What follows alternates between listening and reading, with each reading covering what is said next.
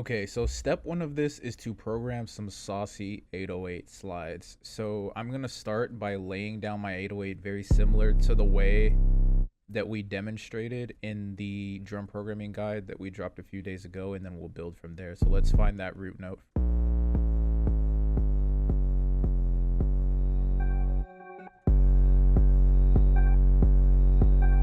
Let's just use that Hood by Air bounce, bro. It is so good, so good.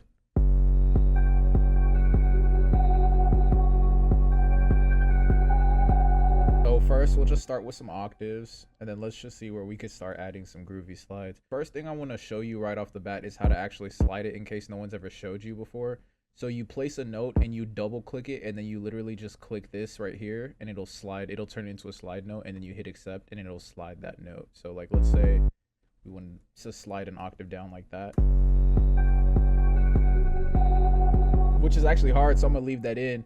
One thing I wanted to show you right away, because it took me a while to learn this, is the length of the slide note affects how it'll slide. So the longer that it is, the longer release or duration of the slide, and then the shorter it is, the shorter release. Basically the length will change based on how you adjust the length of the slide note. There's a lot of really cool ways that you could use 808 slides, but one of the fun ways that I like using it for is like just to add like really neat fills every like 4, 2, or 8 bars, like even number spacings of bars, just to keep like the arrangement sounding interesting. But then the key also is to not like do too much. It kind of takes finesse, and it takes understanding how to like basically place and pick your spots. But with practice, you can get pretty good at it, and then you can have fun in certain pieces where you really just want to go crazy with the slides deliberately, which is kind of the mood that I'm in, which is why I'm cooking up like this today. I just want to like go crazy with the drum programming.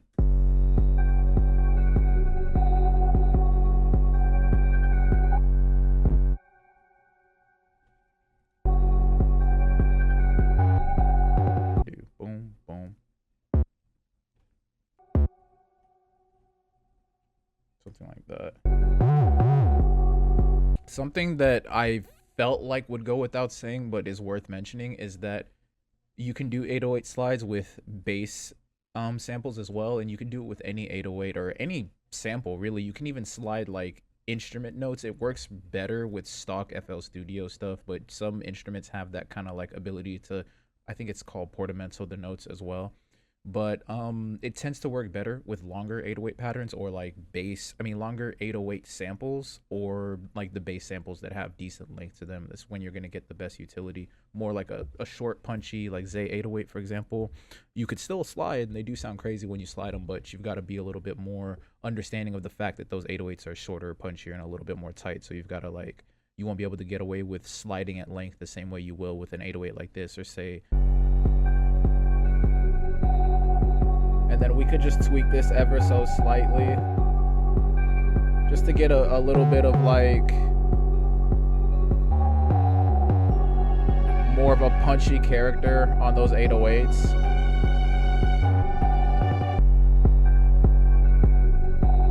Then we'll adjust the envelope so there's actually that spacing on it.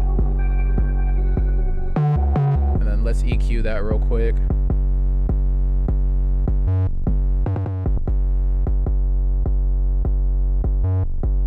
Let me see if I can work with those dynamics a little bit. We'll just set this ratio at like 4.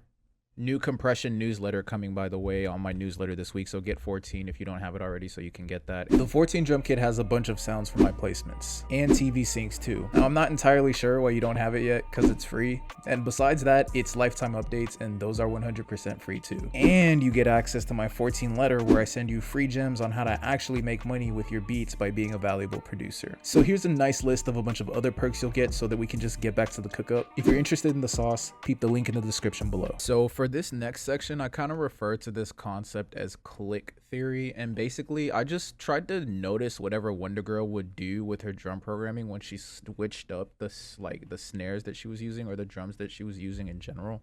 And I noticed that like whenever she used rim perks especially, it would kind of sound like she was almost coming up with like a really dope pattern by like beatboxing with like a pencil, like clicking, doing like, you remember like when you used to be at the lunch table and stuff and people would make beats and it would like sound like clicking and stuff, or like you could even beatbox and you'll make clicks with your mouth to like simulate like percs and stuff like that. So the first thing I'm gonna do is find like a Wonder Girl style rim perc from Centerfold, and then I'm gonna kind of demonstrate what I mean.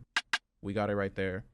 The first thing we're gonna do is program just like the basic snare pattern, just like I explained in the drum programming guide a few days ago. Boom, just traditional snare. Now I get super extra. I'm almost programming this the way I would program like a hi-hat or like an accent perc. So something that's helpful is honestly to like duplicate the channel so I have a second signal of like the sample, and then just go to work. So the first spots I might pick are areas where there should be accent percs. So I might just like program that repetitively and then take them out as I go, maybe reduce like the velocity of them overall, and then kind of just work off of that.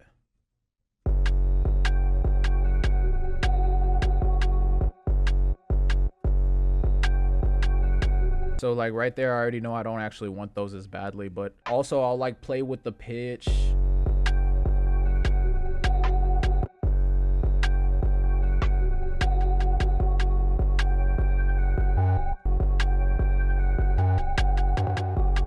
Yeah, and then we could just do some panning. I love that.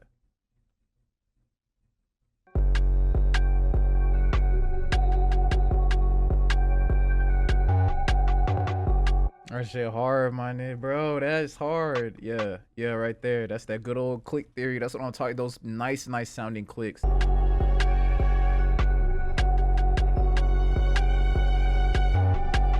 Now we could really make the 808 start to relate with the snare a little bit.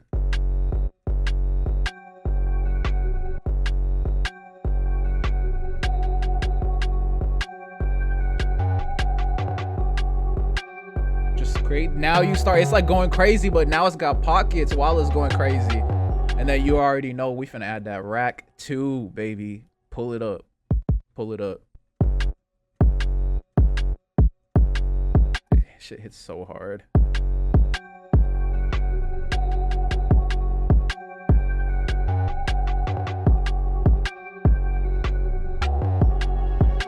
And then of course we gonna EQ that kick just to get it to sit better.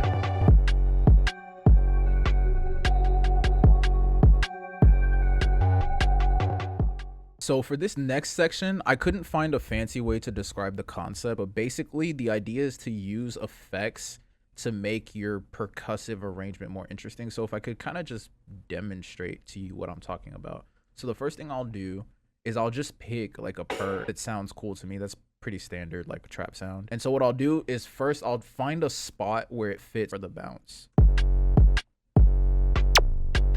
I like that so far. So I'm just gonna program a couple more things to kind of accompany that bounce. Love this open hat.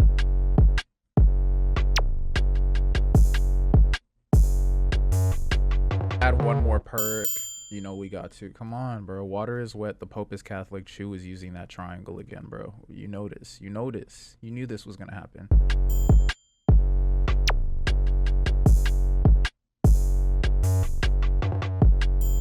So what I'll do is lay those down, get them routed to the drum bus, of course. And then from there, I just start trying to see what I could do to them to make them more interesting. So right off the bat, something I was actually hearing was coming back to this open hat, adding an interesting effect by actually just sliding it. Now, this is something a few people know about. I see producers do it sometimes in their videos, but I feel like a lot of people don't really know this is like a way you can get more creative with your sounds. Like you don't want it to be too crazy, but this is where you could like, again, kind of go a little bit extra and just do interesting stuff. And so let's see if we could just slide this maybe like right here actually.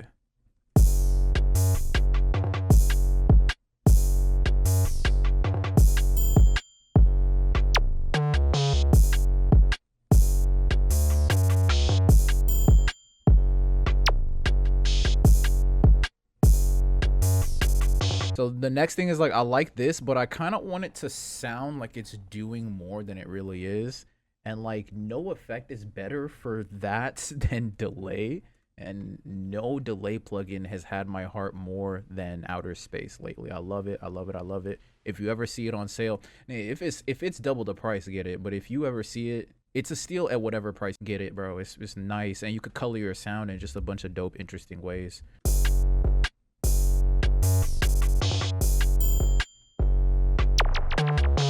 Okay, cool. I like that, but we gotta sync the delay real quick. So let's find a spot where it's playing. And then we'll just sync the delay. So the first thing we'll do is we'll sync it, and then we'll adjust the mode so that we can adjust all 3 delay heads. And so we'll do 1/8, 1/4, and then 1/2. Or actually, let's keep it a whole note. Yeah, that's good. Now it's just too intense. And then we could just turn up the echo volume if we want to, without getting more echoes. And then that's what I was looking for. It just sounds like it's doing more.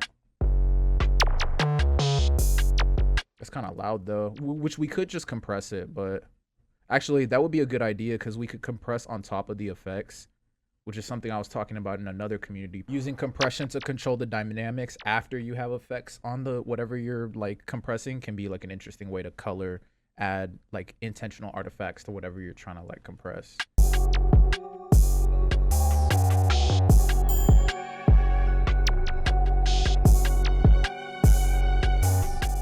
I wanted to say really quickly, shout out to my homie Too Blessed to Be Stressed for giving me the loop. He's one of the hardest producers out. I am willing to go band for band with literally anybody on that statement, but I'll link his Instagram down below. We've also got a bunch of dope music out on Spotify together. I think we have a project coming together too, so definitely support homie because he's one of my good friends and I love working with him, and I appreciate him for providing these loops for these videos so that you guys can continue to learn. For this section, I want to talk about how I program hi-hats when I really want to get like goofy with it, you know what I'm saying, or just, you know, have like fun with it.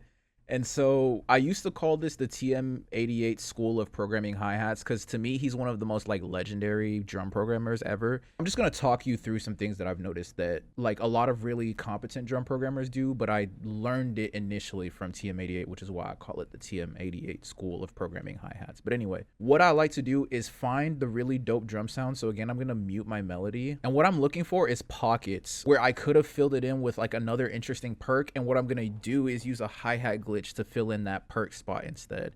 And then we program hi-hats on top of the overall bounce, which is kind of related to what we were talking about in the drum programming guide, where I say I do my hi-hat programming last, that kind of 2-step or 4-step for pace keeping, because I want to make sure nothing I do with my hi-hats interferes with all of the other programming. That way, if all that I need is a 4-step or a 2-step, I don't add too much clutter. So let's get into it and like let's start picking our spots. So right there, I just want to do like a crazy glitch, bro, and like have it be like low too. Yeah, maybe it just needs to be shorter. Boom, boom. Then now let's pick another spot. Right there where that snare hits could actually be a nice spot. So what I'm gonna do for this is make it really interesting. I'm gonna try to program 3 separate glitches if I can, or at least 2. Let's do another one that's like a lot of notes like that. And then we'll have it going up again. Be like, bring it up though.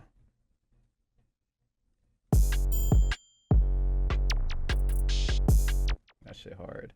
And then we'll program another one that's like that. And then we'll just do like a different grid slice for the other one, and we'll velocity it in the opposite direction. That shit is nice. It's nice. It's subtle, but it's really nice.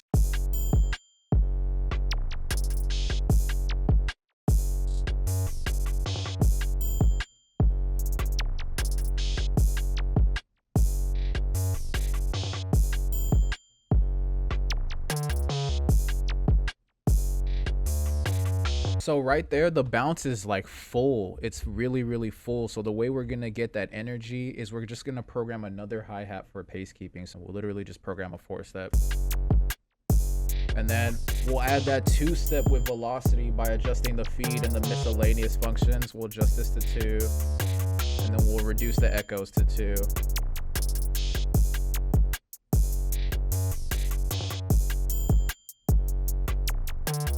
And then we could even add more spacing in.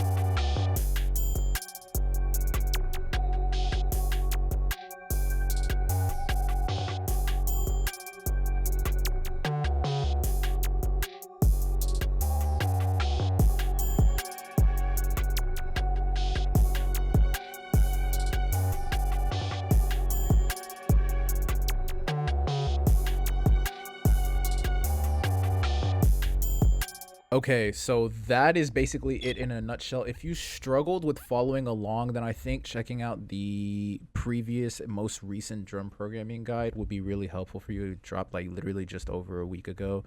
It's really helpful stuff. It's one of the best ones I've ever made. So I think it'll help you grasp the overall drum programming concept. Then you can come back to this and learn how to really lay the sauce on once you understand kind of the more foundational, fundamental things.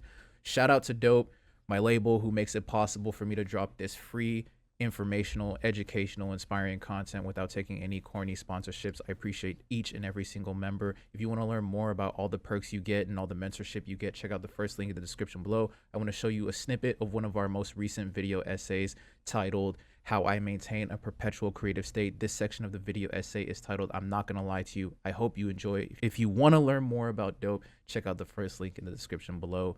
I'm gone. I love you. Peace. I'm not gonna lie, this section was originally titled Hard Work Doesn't Matter because the goal of this essay was to organize my thoughts about perpetual creative states. And just being real, I enjoy being lazy, so of course I'm gonna try intellectualizing my defense for sloth. But as I wrote, I realized two things.